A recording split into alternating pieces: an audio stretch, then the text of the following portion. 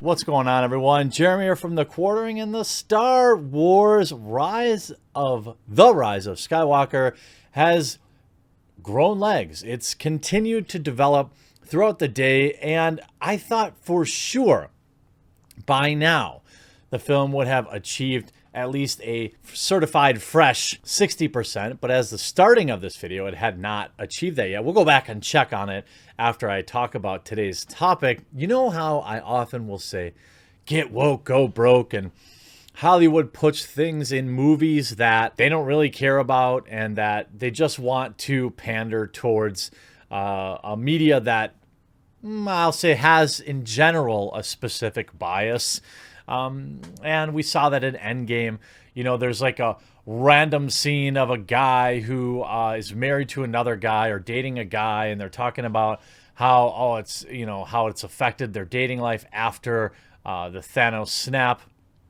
And now in Star Wars The Rise of Skywalker, there's a little girl-on-girl action, some hot lady-on-lady action, just the type of thing to generate positive buzz for the film, and it's apparently not done that. Now, I want to be very clear, as people that oftentimes disagree with me when I'm simply pointing things out, spin it into this thing that I have a problem with it.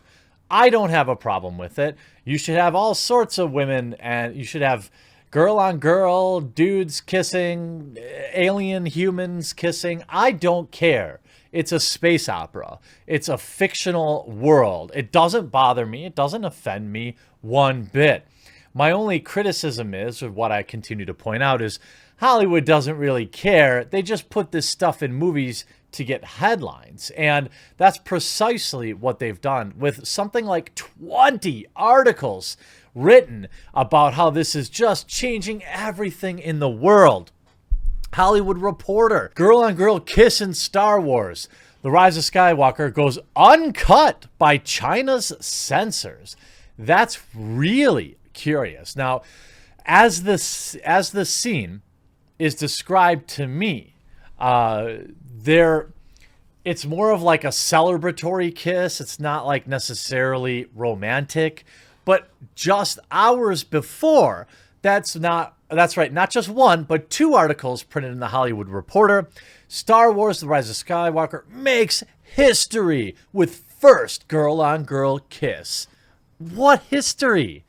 Seriously? I don't understand the need. I get it. I guess the argument is that, well, I don't feel that way because there's unending like men and women kissing in films my whole life. I've never felt like that's something I've needed to see. I don't need to be validated in that way. And I don't think that most of the LGBT community really cares. Okay, let me put it this way. I don't think folks in the LGBT community outside of activists are stupid. I think they know absolutely 100% that this is pandering. And most of them couldn't care less about it. I don't think anyone outside of Twitter and in the media care or talk about it. Maybe I'm wrong. I don't know. I have a few gay couple friends, but I'm not going to be like, hey, hey, what do you guys think about this gay? It's like every time somebody walks up, finds out my wife's a vegetarian, they're like, oh, have you heard about that Impossible Whopper? It's like, they don't want to talk about that. They want to talk about just normal stuff. Gay folks don't want to talk about being gay all the time. Not any ones that I've ever met. Only ones on the internet who apparently make it their entire identity and have no interest at all in being defined as anything more than that. But the Hollywood Reporter writes up this huge piece. The moment revealed at the film's premiere comes after filmmaker J.J. Abrams hinted at LGBTQ scene or character in the film.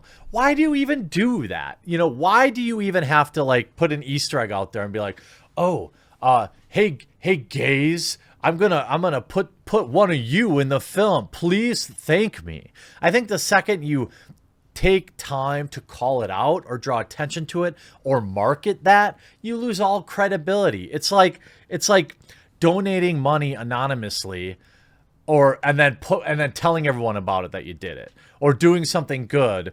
Let's say you're in this happens to me all the time. I'll be in a retail store. I worked retail my whole life coming up. I worked at Office Max, I worked at Walmart, I worked at Menards. And every time I see like signage on the floor or product on the floor, I can't help myself. I got to pick it up and put it back on the shelf, or fix a sign if it fell down or something like that. It's just, I know what it's like to work retail. It's not the best job. And when you have disrespectful customers, it makes things worse. So I just do it. Do I write a tweet about it every time? Do I take a picture of it and be like, yeah, I totally fixed this thing, please like and retweet? No, because that's not what normal people do. And you go in a celebration sequence in the film, two female members of the resistance share an exuberant kiss during a joyful moment. They are minor characters and not heavily focused on in the film. Of course, because it's not important. I mean, look, you could have had, Kylo Ren and Poe. I don't care. Like, the romance has always been an underlying thing for me in any film. Whether you might argue that, oh, it's all about relationships in Star Wars and the complexities of people. Maybe that's what you enjoy about the film. I enjoy the action and the story. I don't really care about the romance. That doesn't mean it's not important just because I don't like it. I just don't care. If they had two men kiss, I wouldn't have cared about that either. And the idea that, one, Hollywood Reporter, LGBTQ Nation writes, the right can't decide if Star Wars is pro-lesbian or pro-white propaganda. What? And then they also write, girl-on-girl kiss in Star Wars movie makes history as first girl-on-girl kiss in the series. Again, so? Star Snog, according to The Sun, Rise of the Skywalker praised for featuring the first gay kiss in a Star Wars movie. Who's praising them? There's no way that, like, I don't know how else to put it, you're everyday gay. There's no way they really care about this. If they're into Star Wars, they care way more about getting a good Star Wars movie than whether or not two girls kiss in a scene. I can't accept a reality where people look for that kind of thing in their movies. And if they do, why? Why is it so important to you? I've always said, look, this round of reviews for Rise of the Skywalker is disproving a lot of things I've said about the critics versus the audience score. Star Wars Rise of the Skywalker currently, as of this minute, is at a 58% on the critic score. And a lot of people said, hey, who cares, it's Rotten Tomatoes? I agree, but it is directional. And when you have 173 critics, and that's nearly half that will probably review this film, there is 0% chance this film ends in the 90s. There is probably close to 0% chance it ends in the 80s, which means by the time all the critics' reviews are in, it's going to be probably in the high 60s or low 70s. And I'm telling you, I'm shocked. They gave the critics all their their representation headline fodder. They've got Rey as your Mary Sue, which, by the way, Rey does show more faults in this film. They do explain a little bit more about, maybe she isn't super Mary Sue power. They do some good things in undoing some of the damage that The Last Jedi did, which is, by the way, why I think that this movie will be one of the rare times where it is both poorly reviewed by critics and fans, but it'll be for different reasons. I believe critics are reviewing it negatively because of fan service. If you look at just the critics, or top critics even, how many times fan service ends up in there, it's significant, and it has to be noticed. You have Associated Press. For a movie predicated on satisfying fans, negative review. There's a considerable amount of mentions of fan service in all these negative reviews. And it's interesting to me that it will review both poorly with critics because it undoes, this is what it says, it undoes a lot of what The Last Jedi, which was a film that was beloved by critics and it was strongly divided, the general fandom. And that's why they're reviewing this movie poorly, is because It undoes the things that the critics liked about The Last Jedi that the fans didn't. And then they call it out, in the reviews. They'll mention specifically too much fan service, or there's fans. This was about pleasing the fans, and it ended up bad. And I guess I buy that. I buy that can be an issue. I've just never seen it, or if I've seen it, I don't recognize it. Like I don't see fan service as a bad thing. I see it as giving your customers what they want. And it's really bizarre that even with all this pandering, look at Vox. Vox, which, would have probably eaten up all the pandering. Star Wars, The Rise of Skywalker is what happens when a franchise gives up. The new movie is a colossal failure of imagination. This by Alyssa Wilkinson. No spoilers follow, but strong opinions do. Disney was preoccupied with two things in 2019. Was growing even bigger as a company and task it accomplished with acquiring Fox and film assets. The second was embracing the notion that the film future lies not in innovation, it once was known for, but in taking very safe bets. That guarantees its coffers will continue to swell both now and into the future. So that makes Star Wars Rise of Skywalker a pretty perfect cap for Disney's big year. It's both glutted with plot points and embarrassingly cautious, precisely calculated not to poke the hornet's nest of the detractors who popped up to voice their opinion with The Last Jedi. Exactly. So the critics are reviewing it poorly because apparently Disney listened to the fans, which is curious. Normally, I would say that's a reason to go see a film, but what we've seen in the leaks, I think, will lead to fans reviewing it poorly because it's just not a good film. They tried to please the fans and failed, and they tried to please the critics and failed. You can read in this article that, Star Wars The Last Jedi, that's for the toxic fandom. That's essentially what a lot of these reviews say. It's a masterclass in capitulation.